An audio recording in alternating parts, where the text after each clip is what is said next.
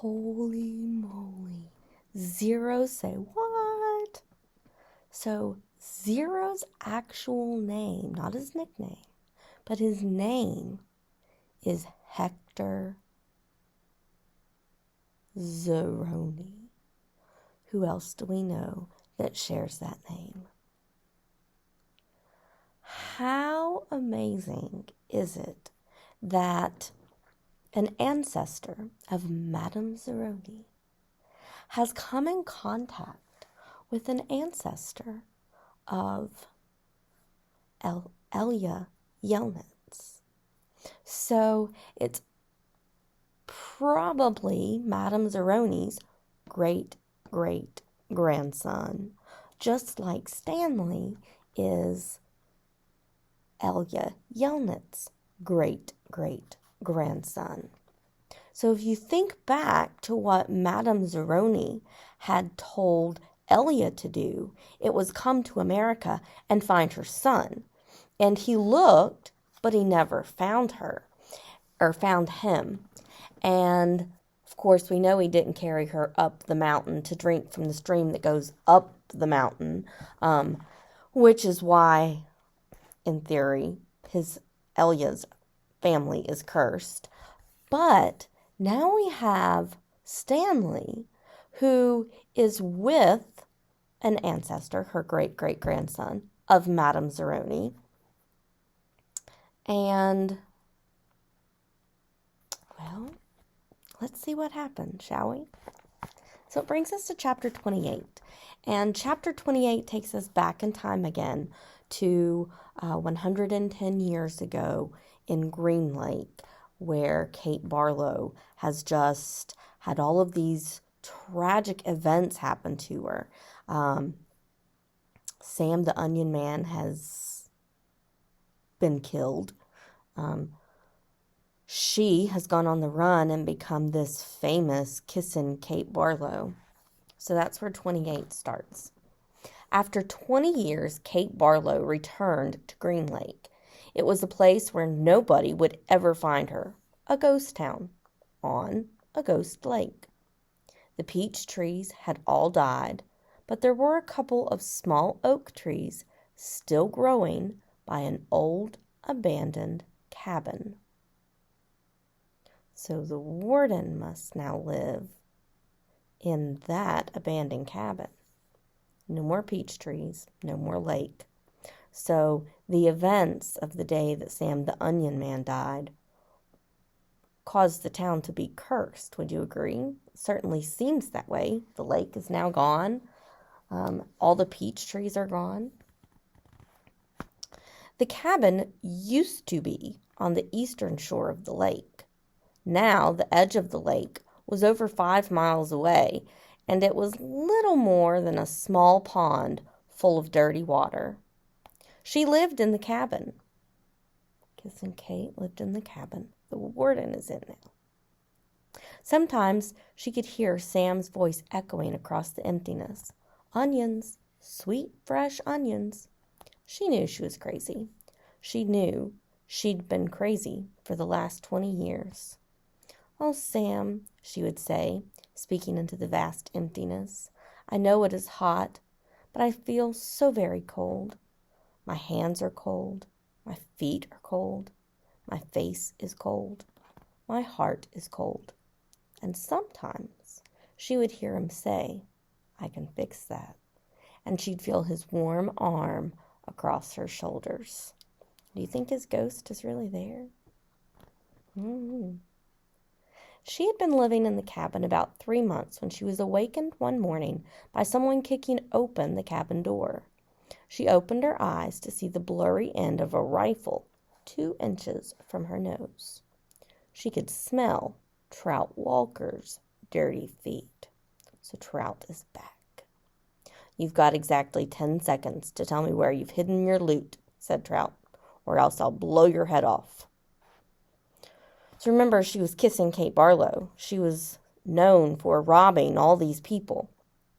He thinks she has loot, or the treasure, the stuff she stole. She yawned. A red-headed woman was there with Trout. Red-headed woman. Kate could see her rummaging through the cabin, dumping drawers and knocking things from the shelves of cabinets. The woman came to her. "Where is it?" she demanded. "Linda Miller? Is that you?" Linda Miller had been in the 4th grade when Kate Barlow was still a teacher. That was 20 years ago. She had been a cute, freckle-faced girl with beautiful red hair. Now her face was blotchy and her hair was dirty and scraggly. Freckles, red hair. This Linda Miller kind of sounds like someone else we know, doesn't she? "It's Linda Walker now," said Trout. "Oh, Linda, I'm so sorry." So who did Trout end up marrying? Not Kate Barlow. Linda Walker, or Linda Miller originally. "There is no loot," said Kate. "Don't give me that," shouted Trout. "You've robbed every bank from here to Houston." "You better tell him," said Linda. "We're desperate." "You married him for his money, didn't you?" asked Kate. Linda nodded. "But it's all gone. It dried up with the lake." So think about what Trout Miller did 20 years ago to Sam. Not only is the town cursed, but Trout seems to have lost his luck of fame and fortune that his family had.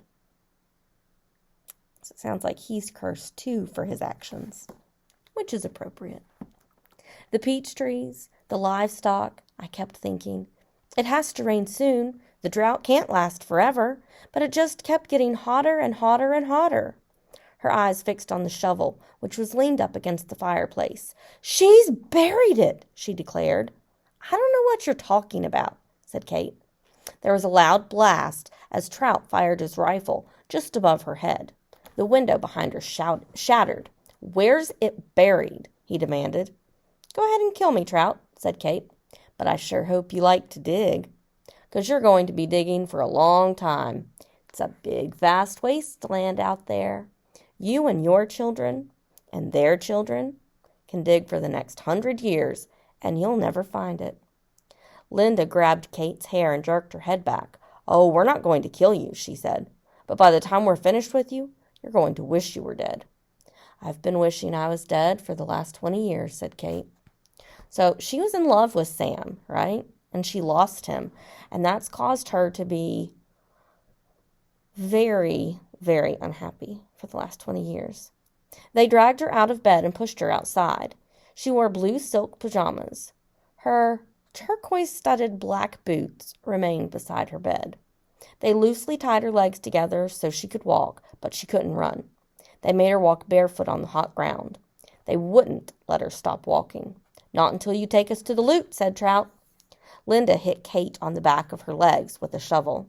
"You're going to take us to it sooner or later, so you might as well make it sooner." She walked one way, then the other, until her feet were black and blistered. Whenever she stopped, Linda whacked her with the shovel. "I'm losing my patience," warned Trout. She felt the shovel jab into her back, and she fell onto the hard dirt. "Get up," ordered Kate. Kate struggled to her feet.